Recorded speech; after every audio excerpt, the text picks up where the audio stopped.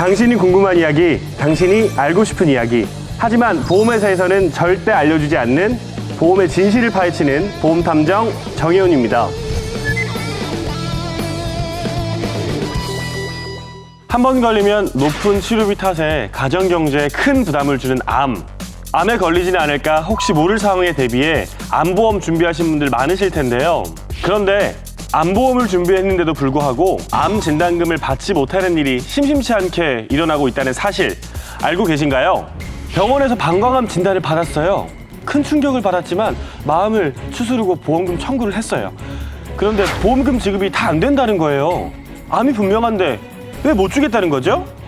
보험사에서 A씨의 방광암을 방광 상피내암으로 보고 암보험금의 10%만 지급을 한 건데요. 의사가 분명히 암이라고 진단했는데 보험사가 보험금의 일부만 지급한 이유. 도대체 이유가 뭘까요? 보험사가 암을 인정하는 방식이 병원에서 암을 진단하는 방식과 다르기 때문입니다. 의사는 암 표지자의 검사에 따라 암으로 판단했는데 보험사는 조직검사 결과를 토대로 암이 아니라고 판단하기 때문입니다. 결국 A씨는 나머지 보험금을 받기 위해 보험회사의 문을 직접 두드려야 했는데요. 이렇게 암보험 받기 어려운 줄 알았으면 암보험 가입하지도 않았어요. 암보험 받으려다 암만 더 악화될 것 같다고요. 그런데 여기서 반대의 경우 식스센스, 놀라지 마세요. 의사가 암 진단을 하지 않아도 보험금을 받을 수 있는 경우가 있습니다. 어떻게 가능하냐고요? 보험 사기 아니냐고요? 예를 들어 병원에서 1cm 미만의 경계성 종양을 진단받았다고 합시다. 이 경계성 종양은 바꿔 말하면 신경 내분비 종양으로 한국표준질병분류상 암으로 분류돼 암보험금을 받을 수 있습니다. 그런데 경계성 종양이라는 진단명의 보험 가입자들은 암이라는 사실조차 알지 못해 보험금 청구를 못한 거죠. 나도 경계성 종양 진단 받았는데?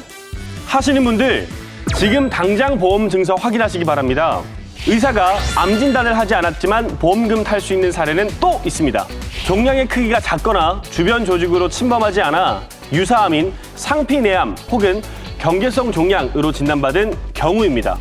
그 대표적인 사례가 대장전막내암 또는 상피내암으로 진단받는 초기 대장암입니다. 다시 말하지만 이러한 경우에도 보험금 청구는 얼마든지 가능합니다. 우리가 찬찬히 들여다보면 우리가 몰랐던 보험금 받을 수 있는 방법이 얼마든지 있으니까요. 쉽게 포기하지 마시고 소중한 내 보험금 지급받기 바랍니다. 그럼 오늘도 미션 클리어. I'll be back.